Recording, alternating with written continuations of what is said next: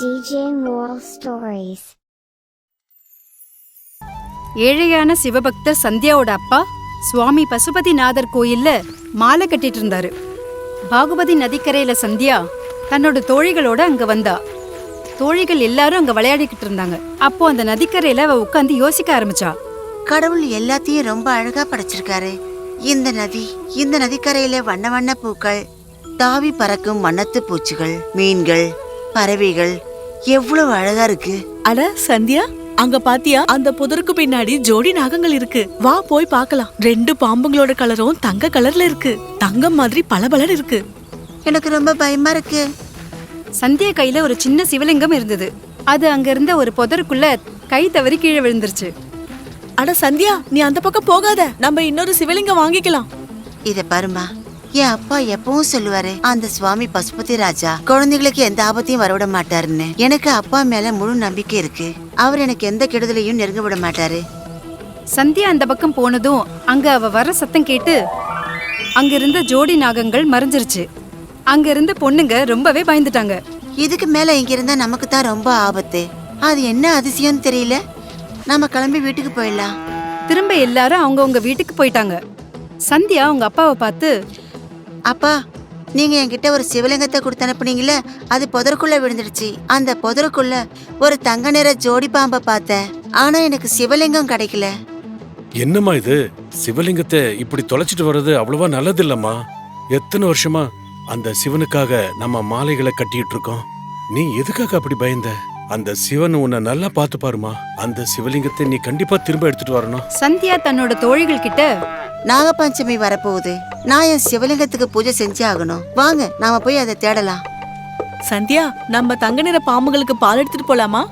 அது நம்மள பார்த்து சந்தோஷப்பட்டு நமக்கு ஏதாவது வரம் கொடுக்கும்ல. அப்ப சரி, அடுத்து நாம வரும்போதே பாலையும் எடுத்துட்டு வரலாம். சந்தியா தினமும் அவ அப்பா அம்மா கூட சேர்ந்து மகாதேவரோட கோயிலுக்கு போறது வழக்கம். அன்னைக்கு நாக பஞ்சமி. கோவில்ல நிறைய கூட்டமா இருந்துச்சு. சந்தியாவோட அப்பா சொன்னாரு, அம்மா சந்தியா, நீ மகாதேவனோட தரிசனத்தை பார்த்துட்டாமா. இப்ப நீ வீட்டுக்கு போமா. நீ வீட்டுக்கு போய் அங்க இருக்கிற சிவலிங்கத்துக்கு பூஜை செய்யுமா. அப்பா, இன்னைக்கு பால் எடுத்துட்டு வாங்க. அம்மா கிட்ட பாயசம் செய்ய சொல்றேன். அட என் செல்ல பொண்ணு, உன்னோட இந்த சின்ன ஆசையை கூட நான் நிறைவேற்ற மாட்டேன்னா என்ன? இன்னைக்கு கண்டிப்பா என் பொண்ணு பாயாசம் குடிப்பா. இன்னைக்கு கண்டிப்பா நீ போய் அந்த சிவலிங்கத்தை எடுத்துட்டு வந்துருமா. சந்தியா தன்னோட தோழிகளோட சேர்ந்து அவ தொலைச்ச அந்த சிவலிங்கத்தை எடுக்க போனா. ஆனா அவ எங்க தேடியும் அந்த சிவலிங்கம் கிடைக்கவே இல்ல. அப்பதான் அவளோட தோழிகள் அவளுக்கு ஞாபகப்படுத்தினாங்க. சந்தியா, இன்னைக்கு நாகபஞ்சமி ஆச்சே. இன்னைக்கு நீ நாகங்களுக்கு பால் கொடுக்கறேன்னு சொன்னேன்ல, பாலை கொண்டு வர மறந்துட்டியா?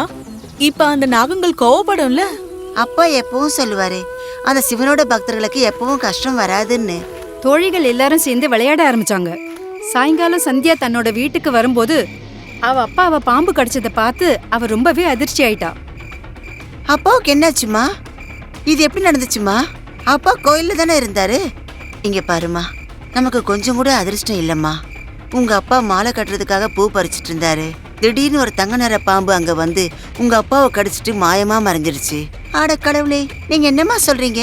தங்க நிற பாம்பா? இன்னைக்கு நான் தங்க நிற பாம்புகளுக்கு பால் எடுத்துட்டு போறேன்னு சொல்லியிருந்தேன். ஆனா மறந்துட்டேன். இன்னைக்கு உங்க அப்பா உனக்காக பால் எடுத்துட்டு வந்தாருமா.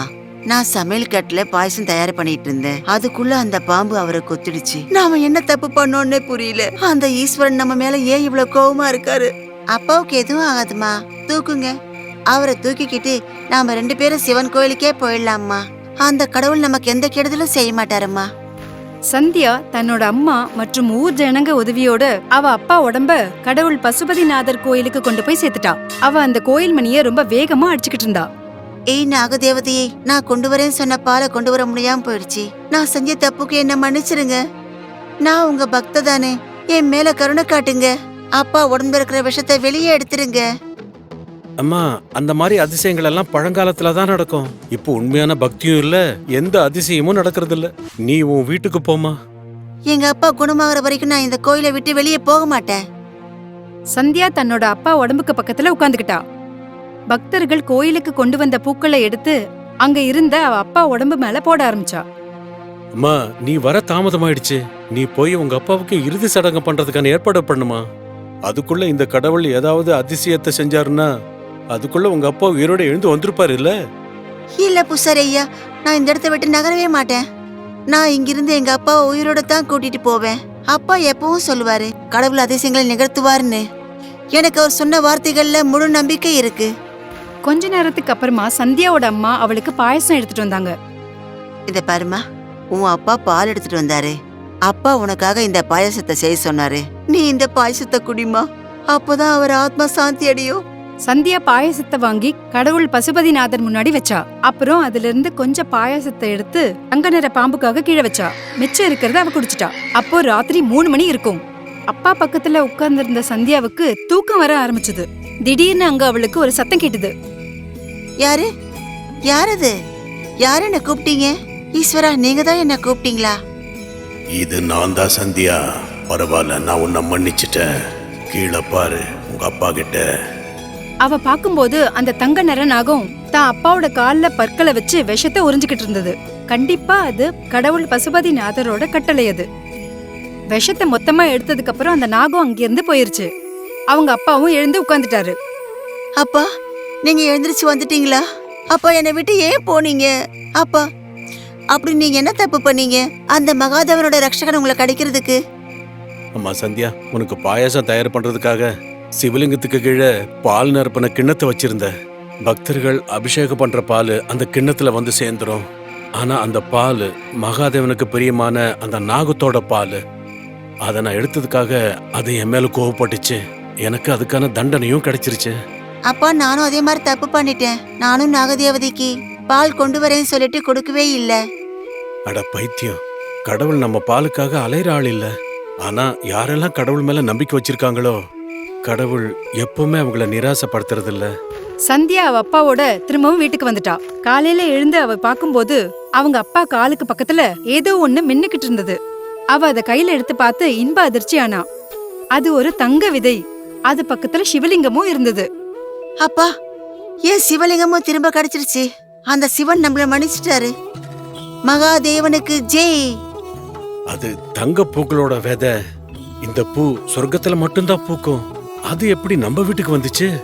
அந்த கடவுள் நமக்கு கஷ்டத்தையும் கொடுத்திருக்காரு, ஆசீர்வாதத்தையும் கொடுத்திருக்காரு. அதுதான் அந்த ஈஸ்வரனோட மகிமை. சந்தியா அந்த விதைய வீட்டு தோட்டத்துல விதைச்சா. அவ பாத்துக்கிட்டு இருக்கும் போதே அந்த விதை ஒரு மிகப்பெரிய மரமா வளர்ந்தது. அதுல நிறைய தங்க பூக்கள் பூத்திருந்தது. சந்தியா அந்த பூக்களை வச்சு ஒரு மாலை கட்டினா. அப்புறம் கடவுள் பசுபதிநாதருக்கு அதை சூட்டினா. அட, தங்க பூக்களா? இது உனக்கு எங்கிருந்து கிடைச்சது? இது அந்த ஈஸ்வரனுக்கு மிகவும் பிடித்தமான பூவாச்சே. மகாராஜா இந்த மாலையை அவருக்கு சூடுறதுக்காக இமயமலையிலிருந்து அந்த பூக்களை வரவழைப்பாரு. இன்னிலிருந்து மகாராஜா பூவை வர வைக்கிறதுக்கு எங்கேயும் போக தேவையே இல்ல. எங்க வீட்டுல இருந்தே அவருக்கு மாலை வரும். தங்க பூக்களை பத்தின தகவல் காட்டு தீய போல பரவிச்சு. எல்லாரும் சந்தியாவோட வீட்ல இருந்து அந்த தங்க பூக்களை வாங்க ஆரம்பிச்சாங்க. இப்படியே சில நாட்கள் போக சந்தியாவோட வீட்ல இருந்த கஷ்டம், துன்பம் எல்லாமே மாயமா மறைஞ்சிருச்சு. இப்ப அவங்க கிட்ட முன்ன இருந்ததை விட கடவுள் பக்தி அதிகமா இருந்தது. மகாராஜா துவாரா சந்தியாவோட அப்பாவுக்கு அந்த ஊர் கோயிலோட தர்மகர்த்தா பொறுப்பை கொடுத்தாரு.